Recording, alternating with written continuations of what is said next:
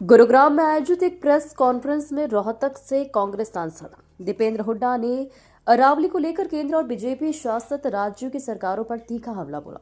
उन्होंने आरोप लगाया कि बीजेपी सरकार कुछ चुनिंदा लोगों को फायदा पहुंचाने के लिए अरावली को खत्म करने की मंशा से काम कर रही है और सुप्रीम कोर्ट में भी इसी फैसले की पैरवी की गई है। हुड्डा ने कहा कि अरावली केवल जीव जंतुओं ही नहीं बल्कि इंसानों के लिए भी जीवन रेखा है और प्रदूषण बढ़ने के दौर में इसे कमजोर करना गंभीर खतरा है। उन्होंने चेतावनी दी कि अगर यह फैसला वापस नहीं लिया गया तो राजस्थान से भी बड़ा आंदोलन हरियाणा में किया जाएगा और सरकार को किसान कानूनों की तरह इस फैसले को भी वापस लेना होगा। हमारे भाई मार्कर जी, भाई भक्कर जी, हमारे कैंडिडेट भाई रोहित ग्रोवर जी, कवल जी, सीमा पहुंचा जी, सुभाष चावड़ी जी, हमारे सुनीता जी, हमारे भाई सुधीर जी, हमारे सभी एक एक का नाम, भाई सतपाल जी हमारे जो पार्षद हैं सबका, भाई मनीष खटाना जी, भाई नीरज जी, हमारे सतबीर जी, सभी हमारे जो साथी यहाँ उपस्थित हैं। हम जैसा कि कहा गया वर्धन जी द्वारा, एक महत्वपूर्ण मुद्दा अरावली वाला, एक बड़ी आलोचना हमारी सरकार पे ये थी कि माइनिंग बंद हो गई। बड़ी आलोचना जिसका आपको याद होगा, शायद ये आपकी जानकारी में थोड़ा मैं बता दूं, कई जिलों के अंदर बहुत बड़ा मुद्दा हमारे पे ये बनाने का प्रयास हुआ था कि माइनिंग बंद करा दी, जबकि उस समय सुप्रीम कोर्ट के जो 2000 के निर्देशों का एनजीटी का माध्यम से सुप्रीम कोर्ट की सारी बात थी और संतुलन में चलने की बात की गई थी, लेकिन ये बड़ा मुद्दा दूसरा था। अब उसको दूसरा, वो तो भाजपा की आदत है, वो भी आप समझ सकते हैं। तो ये कौन लोग इसके पीछे हैं, वो अपने आप ही उजागर हुई ये सारी बात। तो यही आज हमारा एक ही मुद्दा है। यही मुद्दे के लिए हमने आपके माध्यम से हरियाणा की सरकार को भी चेतावनी देते हैं और हरियाणा के लोगों के सामने भी हम ये प्रश्न रखना चाहते हैं कि भाई अगर विधानसभा में ऐसे मुद्दे भी अब नहीं उठाए जाएंगे तो प्रजातंत्र का क्या होगा, फिर चुनाव का क्या, लोगों के जनता की आवाज लेके कहाँ जाए, ये हरियाणा के लोगों से मैं पूछना चाहता हूँ। Second, 52(6), we further direct upon the MPSM being finalized by Ministry in consultation with the ICFRE, mining would be permitted as per the MPSM only in those areas wherein sustainable mining would be permitted. Third, in the meantime, the mining activities in the mines which are already in operation would continue in compliance with recommendations made by the committee. कहने का मतलब ये है कि supreme court ने कहा है कि 100 मीटर के अनुसार आप सतत खनन, इस निर्णय के सुप्रीम कोर्ट की जजमेंट की पैरवी करते हुए उनके बयान है। और दूसरे केंद्रीय मंत्री मनोहर लाल खट्टर जी के भी बयान है। मुखर होके केंद्र की कैबिनेट के 2 ही मंत्रियों के बयान आए। इत्तेफाक से 2 मंत्री वो मंत्री थे जिन्होंने गुड़गांव में अगस्त के महीने में एक पेड़ मां के नाम यहां पर लॉन्च किया, और यही 2 मंत्री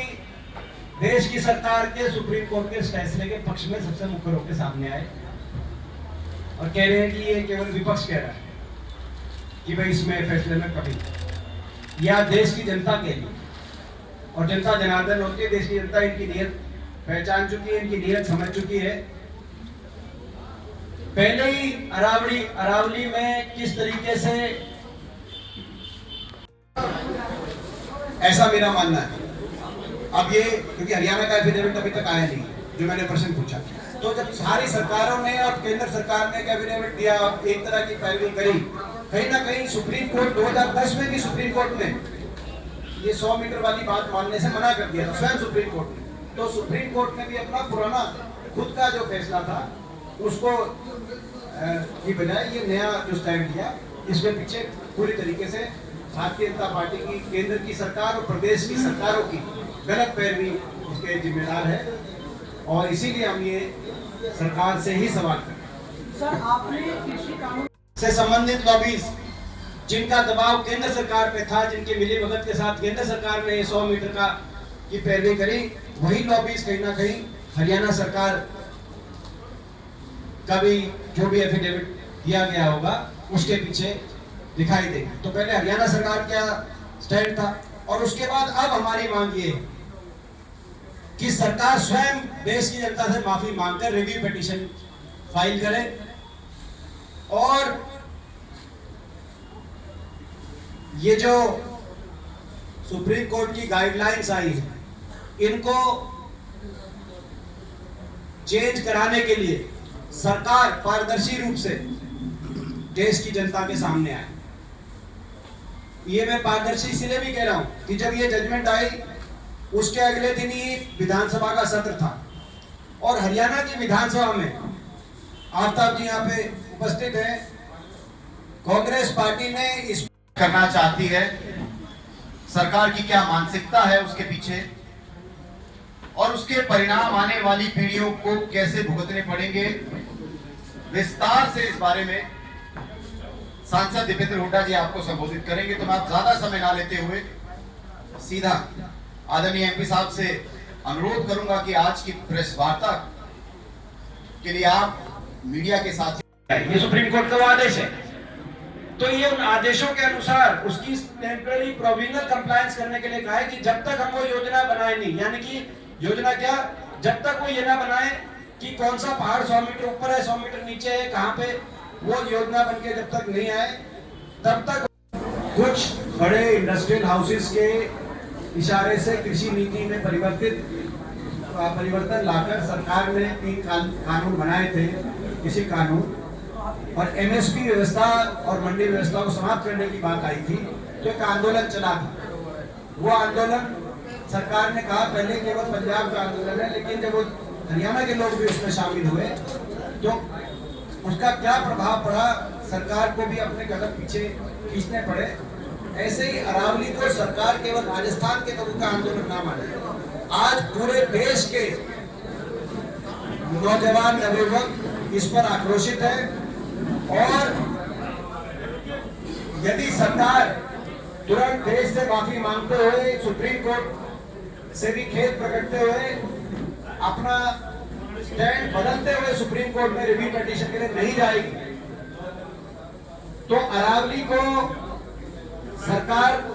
नुकसान पहुंचाए और हम मुख दर्शक बने बैठे रहे, ये संभव नहीं है। हम हरियाणा वासी भी इस संघर्ष में राजस्थान गुजरात वासियों के साथ आएंगे और जो हरियाणा वासी भी इस संघर्ष में साथ आते हैं तो सरकार याद रखे कि क्या उनको पिछली बार जिस तरह का संघर्ष का सामना करना पड़ा था, सरकार उस तरह के संघर्ष के सामने के लिए तैयार है। चोरी पकड़ी गई है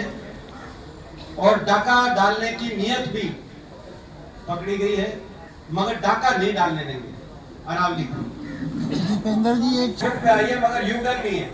यही मैं आपके माध्यम से बताना चाहता हूँ। Government certainly is on back foot, मगर यू टर्न नहीं है। यू टर्न क्यों नहीं है मैं आपको पढ़ के बताता हूँ कि जो इन्होंने कहा है कि भाई हम अभी नई माइनिंग के नई खनन की कार्रवाई के लिए नए पट्टे नहीं देंगे, इन प्रदेशों को कहा गया। ये मात्र सुप्रीम कोर्ट के जो आदेश है 100 मीटर वाले, उसकी जो प्रोविजनल कंप्लायंस है, ये प्रोविजनल कंप्लायंस है। सुप्रीम कोर्ट के जो आदेश है बिंदु 52, 5, 6 और 7, ये 3 मैं पढ़ के सुनाता हूँ। प्रेस कॉन्फ्रेंस जो ये कर रहे हैं उसका भी अपना एक महत्व है, क्योंकि सौभाग्य से कहें या जो सरकार ने जो स्टैंड लिया सुप्रीम कोर्ट में उस बात के बाद दुर्भाग्य से कहें, वो तो जनता ही फैसला करे। लेकिन हमारे देश के पर्यावरण मंत्री जी भी भूपेंद्र यादव जी भी गुड़गांव से, और गुड़गांव में इसलिए भी हम कर रहे हैं कि ये बात ठीक है कि अरावली का 10% ही हरियाणा में आता है, बाकी राजस्थान में ज्यादा है, लेकिन खेल हो सकता है राजस्थान में भी हो रहा है, लेकिन खेला हरियाणा के अंदर पूरा। सरकार की नियत जिस नियत से पैरवी की गई, सबसे पहले मैं उस पर कहूंगा कि आज जनता ने, देश की जनता ने, मैं कहने की जरूरत नहीं है, देश की जनता ने सरकार की अरावली को बेचने की नियत की चोरी पकड़ी। जनता को समझ में आ गया कि ये 100 मीटर की पैरवी सरकार ने क्यों की, सुप्रीम कोर्ट ने ये स्टैंड क्यों लिया, केंद्र सरकार का स्टैंड क्यों था 100 मीटर, क्योंकि 100 मीटर का कोई औचित्य नहीं है। 100 मीटर का जो सरकार ने जो पैरवी करी, उसको ना सिर्फ जनता नकार रही है, उसको स्वयं सुप्रीम कोर्ट की एम्पावर्ड